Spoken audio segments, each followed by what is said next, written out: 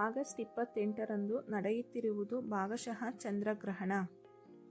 ಇದು ಸಮಯ ಭಾರತೀಯ ಕಾಲಮಾನದ ಪ್ರಕಾರ ಬೆಳಗ್ಗೆ 6:53ಕ್ಕೆ ಆರಂಭವಾಗಿ ಮಧ್ಯಾಹ್ನ 12:32ರವರೆಗೆ ಇರುತ್ತದೆ. ಇಲ್ಲಿ ನಾವು ಗಮನಿಸಬೇಕಾದ ಮುಖ್ಯವಾದ ವಿಷಯ ಏನೆಂದರೆ, ಈ ಗ್ರಹಣ ನಡೆಯುವ ಸಮಯದಲ್ಲಿ ಭಾರತದಲ್ಲಿ ಹಗಲಾಗಿರುತ್ತದೆ. ಹಗಲಿನಲ್ಲಿ ಚಂದ್ರನು ನಮಗೆ ಕಾಣಿಸುವುದಿಲ್ಲ.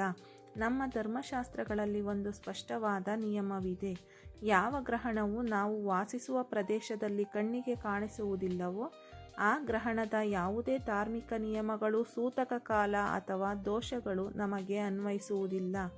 ಆದ್ದರಿಂದ ಭಾರತದಲ್ಲಿ ಯಾವುದೇ ಸೂತಕ ಇರುವುದಿಲ್ಲ. ಎಂದಿನಂತೆ ಎಲ್ಲ ದೇವಸ್ಥಾನಗಳು ತೆರೆದಿರುತ್ತವೆ ಮತ್ತು ಮನೆಯಲ್ಲಿ ಹಬ್ಬ ಮಾಡಲು ಯಾವುದೇ ಅಡ್ಡಿ ಇರುವುದಿಲ್ಲ. ಹಾಗಾದರೆ ನಾವು ಹಬ್ಬವನ್ನು ಯಾವ ಸಮಯದಲ್ಲಿ ಆಚರಿಸಬೇಕು ಅನ್ನೋದನ್ನು ನೋಡೋಣ.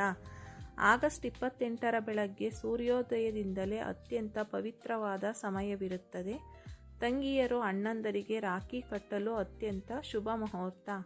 ಬೆಳಗ್ಗೆ 5:57ರಿಂದ ಬೆಳಗ್ಗೆ 9:48ರವರೆಗೆ. ಏಕೆಂದರೆ ಬೆಳಗ್ಗೆ 9:48ಕ್ಕೆ ಪೂರ್ಣಿಮಾ ತಿಥಿಯು ಮುಕ್ತಾಯಗೊಳ್ಳುತ್ತದೆ. ಈ ಸಮಯದಲ್ಲಿ ಯಾವುದೇ ರಾಹುಕಾಲ ಅಥವಾ ಗ್ರಹಣದ ಭಯವಿಲ್ಲದೆ ಪ್ರೀತಿಯಿಂದ ರಾಖಿ ಕಟ್ಟಬಹುದು.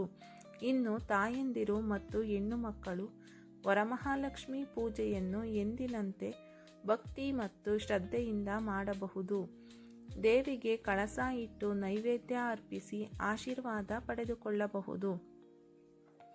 ಈ ಗ್ರಹಣದಿಂದ ನಿಮ್ಮ ಪೂಜೆಗೆ ಯಾವುದೇ ದೋಷ ಬರುವುದಿಲ್ಲ.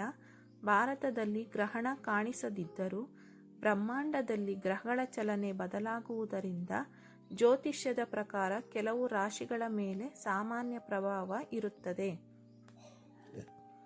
ಈ ಬಾರಿ ಕುಂಭರಾಶಿಯಲ್ಲಿ ಗ್ರಹಣ ನಡೆಯುತ್ತಿರುವುದರಿಂದ ಕುಂಭ, ಸಿಂಹ, ಮಕರ, ವೃಷಭ ಮತ್ತು ಮೀನರಾಶಿಯವರು ಯಾವುದೇ ಪ್ರಮುಖ ಆರ್ಥಿಕ ನಿರ್ಧಾರಗಳನ್ನು ತೆಗೆದುಕೊಳ್ಳುವಾಗ ಸ್ವಲ್ಪ ಯೋಚಿಸಿ ಮುನ್ನಡೆಯುವುದು ಒಳ್ಳೆಯದು.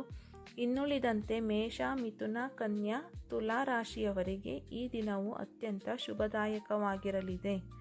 ಆದರೆ ಭಗವಂತನ ನಾಮಸ್ಮರಣೆ ಮಾಡುವವರಿಗೆ ಯಾವುದೇ ಗ್ರಹಗಳ ದೋಷ ತಟ್ಟುವುದಿಲ್ಲ ಎಂಬ ನಂಬಿಕೆ ನಮ್ಮದಾಗಿರಬೇಕು.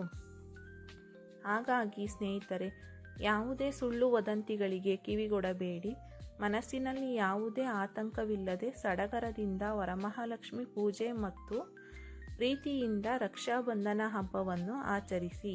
ನಿಮಗೆ ಈ ಮಾಹಿತಿ ಉಪಯುಕ್ತ ಅನಿಸಿದರೆ ದಯವಿಟ್ಟು ಲೈಕ್ ಮಾಡಿ ಮತ್ತು ನಿಮ್ಮ ಕುಟುಂಬದವರೊಂದಿಗೆ ಶೇರ್ ಮಾಡಿ. ಇಂತಹದ್ದೇ ಸರಳ ಮಾಹಿತಿಗಾಗಿ ನಮ್ಮ ಚಾನಲ್ಗೆ ಇದೇ ಮೊದಲ ಬಾರಿಗೆ ಬಂದಿದ್ದರೆ ಸಬ್ಸ್ಕ್ರೈಬ್ ಆಗೋದನ್ನು ಮರಿಬೇಡಿ. ಎಲ್ಲರಿಗೂ ಧನ್ಯವಾದಗಳು ಸ್ನೇಹಿತರೆ. ನಮಸ್ಕಾರ.